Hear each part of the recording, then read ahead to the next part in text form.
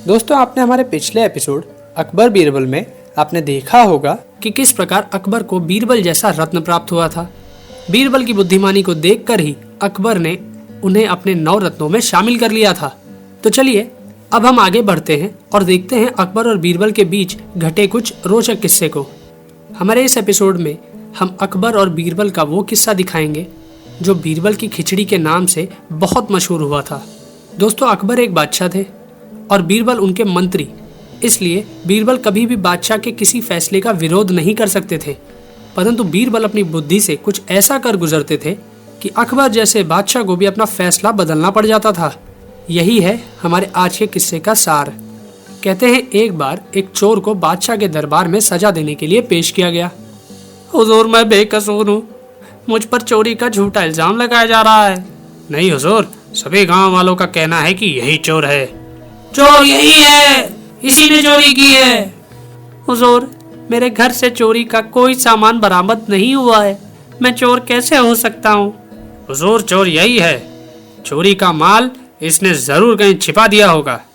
मैं बेकसूर हूँ जहाँ पना, मैं अपने बच्चों की कसम खाकर कहता हूँ मैंने चोरी नहीं की है। नहीं, यही चोर है, इसी ने चोरी की है, इसे सजा दो, इसे सजा दो, इसे सजा दो। क्या नाम है तुम्हारा?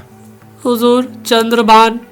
देखो चंद्रभान, हम मानते हैं कि चोरी का माल तुम्हारे पास से बरामद नहीं हुआ है, पर ये सारा गांव तुम्हें ही चोर कह रहा है। इसीलिए तुम्हें अपने आप को बेगुनाह साबित करने के लिए एक इम्तिहान देना होगा। और तुम्हारा इम्तिहान यह है कि आज की रात तुम्हें हमारी शाही झील में गर्दन तक पानी में डूबकर खड़ा रहना होगा। अगर तुम सुबह तक जिंदा बच गए तो साबित हो जाएगा कि तुम बेगुनाह हो, और अगर जिंदा नहीं बचे तो सबको पता चल जाएगा कि गुनहगार तुम ही थे।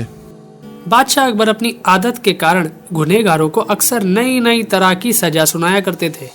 बादशाह के हुक्म के हिसाब से सैनिक उस चोर चंद्रभान को रात में शाही झील के पास लेकर आते हैं।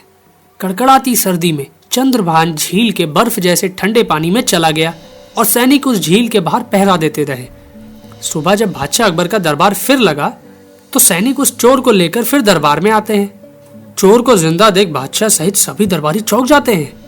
हुजूर, ये रात भर शाही झील के पानी में गर्दन तक डूबकर खड़ा रहा, फिर भी जीवित बच गया। ऐसा हैरत अंगेज करिश्मा कैसे हो गया? इस ठंड में तो कोई जानवर भी पानी के अंदर रात नहीं गुजार सकता, फिर इंसान होकर तुमने ये करिश्मा कैसे कर दिखाया? मुझे बताओ चंद्रभान कि तुमने ऐसी अनहोनी कैसे कर दिखाई? मैं तुच्छ प्राणी क्या कर सकता हूँ हुजूर, होनी अनहोनी तो भगवान के हाथ में होती है। मैं तो बस उनका नाम लेकर झील के पानी में घुस गया था। हुजूर, चारों तरफ घना अंधेरा था। हुजूर, तभी मेरी नजर दूर जलती एक मशाल पर पड़ गई।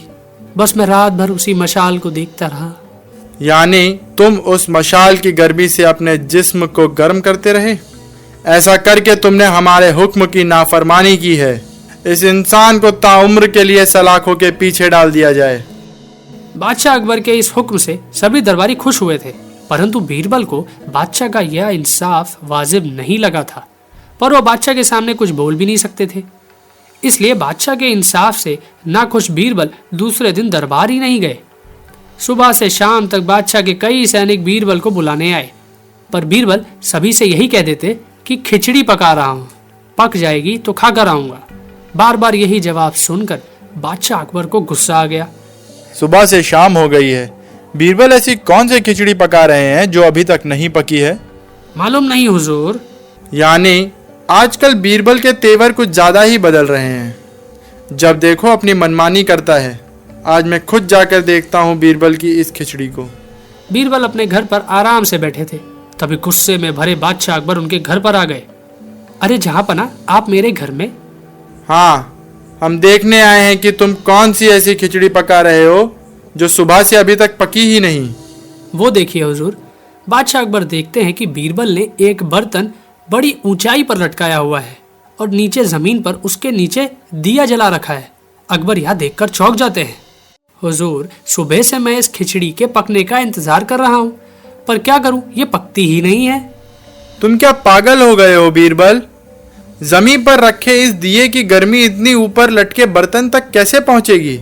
हुजूर, जब दूर जल रही मशाल से झील में खड़े चंद्रभान को गर्मी मिल सकती है तो इस बर्तन को क्यों नहीं मिल सकती। बीरबल की बात सुनकर बादशाह अकबर को झटका लगता है और वो समझ जाते हैं कि बीरबल ने उनसे हुए गलत फैसले को जाहिर कराने के लिए ही खिचड़ी पकाई है। अकबर को अपनी गलती का एहसास हो जाता है और वो चंद्रभान को रिहा कर देते हैं। तो दोस्तों, बीरबल की या खिचड़ी आपको कैसी लगी अपने कमेंट्स हमें ज़रूर शेयर करें। साथ ही इस वीडियो को शेयर करना और हमारे चैनल को सब्सक्राइब करना भी ना भूलें। धन्यवाद दोस्तों।